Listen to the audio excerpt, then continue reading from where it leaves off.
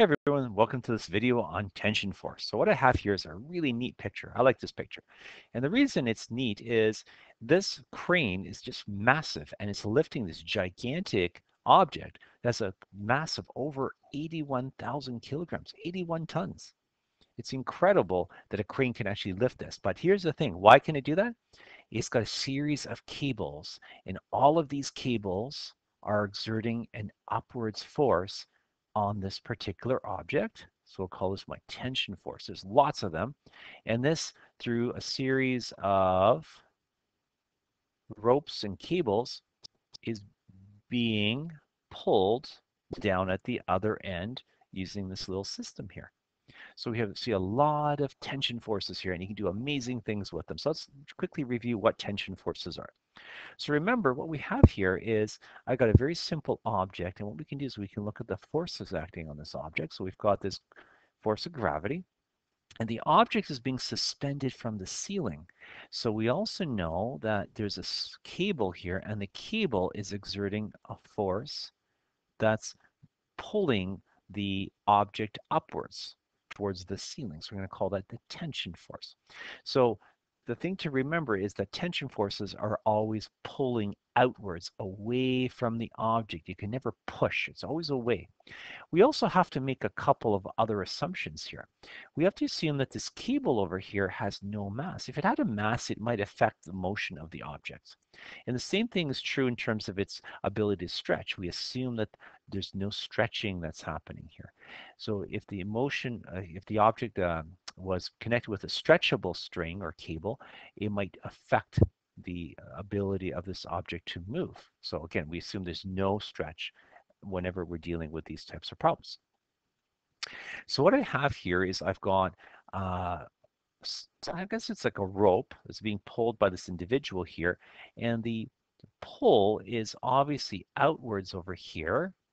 And what's happening is let's make up a number here. Let's make it 100 newtons. So let's say we're pulling on the wall with a force of 100 newtons with a rope. Well, what would the readings be for each of these Newton spring scales? Well, let's take a look at this. Draw a free body diagram. So if I've got a free body diagram of the wall over here, you'll notice that the force is going to be outwards away from the wall. Now, we also saw, and we know this from before, that if you pull on the wall, it's going to pull right back. It's going to exert a reaction force. Remember from third law. And in this case, the reaction force is going to be backwards, and it's going to be exerted on the individual here. So we're going to have the tension force negative 100 newtons. So you notice that these two forces are exactly the same. So in other words, the roping here, if you look at both spring scales, both of them have the exact same reading. There's a force that's being exerted by the cable on both ends away from the objects, and the force is even on both sides. It's 100 newtons. And that's kind of the basis of all of these tension problems. It doesn't matter if the object is stationary or if it's moving. Let's say that we're moving down here and that I'm pulling with a force of 100 newtons. Well, the same thing would be true over here. The only difference here is that the object would end up accelerating. The wall up here, I guess, might have some friction associated with it at the base. You get the idea. So what we want to do is we want to look at situations involving multiple objects. So again, what happens is the force is uniform throughout the entire string or cable, and the forces act in opposite directions at each end of the string. You're always pulling away from the center on each side, and this is associated with third law. So let's look at a couple other examples here. So let's look at this situation. So what I have here is I've got this individual pulling with a force of 64 newtons on these two chairs. So let's look at both of these chairs together. They're considered one object, and I'll call this one object, quote unquote, as system. So system, it means a closed system, whatever is inside of here. So what do I know about the system? Well, I know the mass of the system. So when you look at the mass here, the mass is combined. So we have 24 and 24 kilograms, so it gives us 48 kilograms here. Now, we look at the force, this pulling force, draw a little free body diagram here, this mass is going to be pulled by 64 newtons. So I know that's going to be the overall force acting on me. There's no friction, we'll assume. So what we know is this. We know this is the sum of the forces is going to be 64 newtons forward. I know my mass. I can actually figure out my acceleration, figure out how these objects are moving. So what do?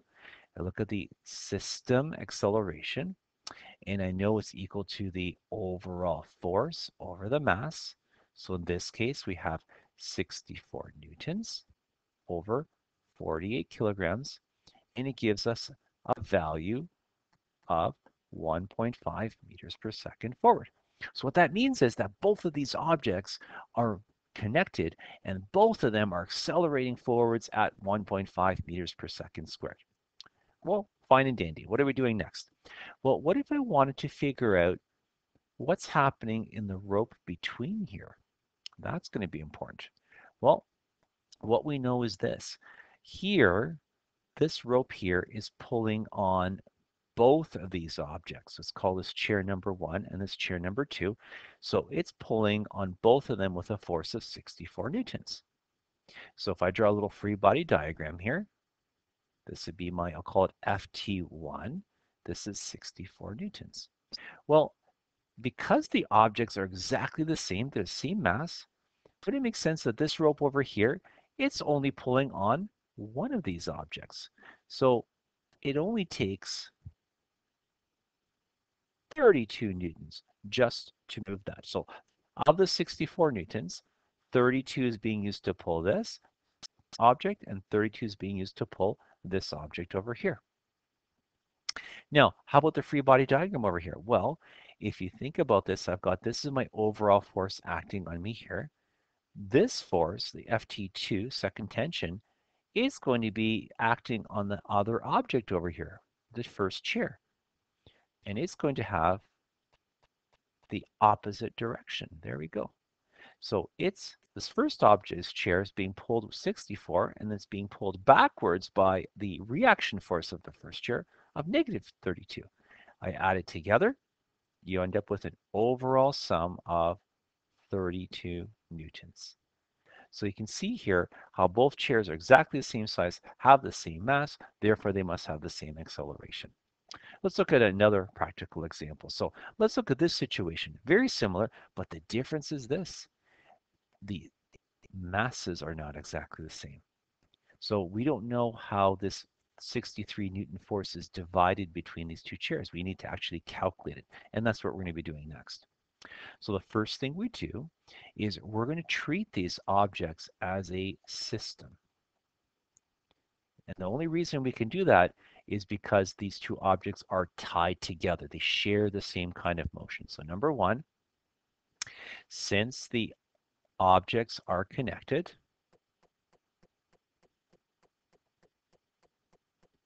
we are going to treat them as a single system. We treat them as a single system. So let's take a look at this system. What do we know about it? Well, we know this whole system is being pulled with a force of 63 newtons. So I know my force acting on the system is 63 newtons. And because there's no friction, I'm going to make a little bit of an assumption. We know this is the overall force acting on. So this is the sum of forces. I also know the mass of the system. The mass of the system is 18 kilograms plus 24 kilograms, which gives us 42 kilograms. So that's the mass of both chairs together. So what can I do with this? We can actually now calculate the acceleration of the system. How are these chairs moving? So the way you do that is use second law equation. So we know the system force. We also know the system mass. I know the values. So I've got 63 newtons. And this is 42 kilograms. And you divide the two, you end up with a total of, or acceleration of 1.5 meters per second squared forward. So I know that both chairs are accelerating at the same way. So remember, they're connected. That's the key thing here. So both of them share the same acceleration of 1.5 meters per second squared. So what I need to next do is to calculate what are the actual forces acting on each chair. We're going to use this acceleration to help us understand. So therefore, each chair accelerates at 1.5 meters per second squared forward. So part 2, we're going to determine the Ft forces acting on each chair. How do we do that? Well, we're going to draw a free body diagram of each chair so we understand. So what we have here is we're going to have a cable here. So we're going to call this FT1. I also have a rope here. And remember, it's going to be pulling outwards on this side and outwards on this side. So it's going to be the same value though. We'll call this FT2. So it's a different rope. So let's see what happens in the first diagram. So let's draw the diagram of the chair. I'm going to ignore the vertical forces just for now. So the first chair here, the first object, or sorry, the second one here, it has this force acting on it, Ft2. And the other chair, it has the same force acting backwards, just in the opposite direction. And it also has this first tension force acting on it, which happens to be 63 newtons. Well, let's see what else we know about these. I also know the mass of the first chair, 18. The mass of the second one is 24 kilograms. What I also know is this. I know that both of them have an acceleration of 1.5. Remember, they're connected. So what I can do is this. I can look at the sum of the forces on each side.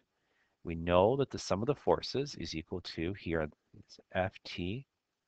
I don't know the second tension force, but I do know that if I know the sum of the forces, it's equal to mass times acceleration, second law, and that's equal to Ft2. So what I can do is I can look at the mass times the acceleration, and that's going to give me my tension force. So in this case, let's see what we have here. We've got 18 times 1.5.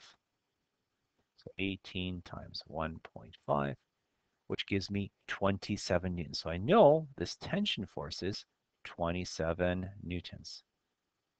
So we label it right on here, positive 27 newtons. Now, let's look at the second object over here, the other chair.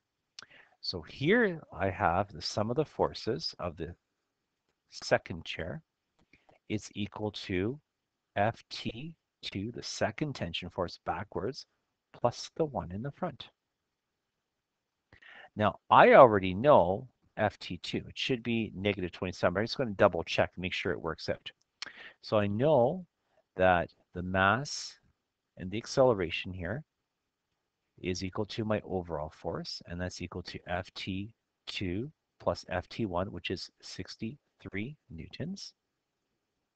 Now let's look at the mass here. This mass here is 24 kilograms for this chair. And the acceleration, 1.5 meters per second squared. And let's see what happens here. So I'm going to solve, do a little bit of math. So 24 times 1.5. Here we go, do some quick calculations, 36 newtons. And this is going to come over, it's going to become negative. And I do a little bit of math, and we find that the second tension force acting on this other object is negative 27 newtons. And that's exactly what we should have. Remember, these two forces are exactly the same. They're just acting on different objects and in different directions. So you don't have to do both calculations. You usually just do the one, but it's good to double check. So again, these are the same force tension. Why? Because there's action-reaction forces. So all the other questions are very, very, very similar to this in terms of how you set them up. So what you do, again, you figure out the acceleration based on the system force and the mass. Once you have the acceleration, you use it on each object to actually calculate the tension force or whatever missing quantity forces that you have there. And that's about it. So again, I call this toys on a string, for examples, and you see why in my next video.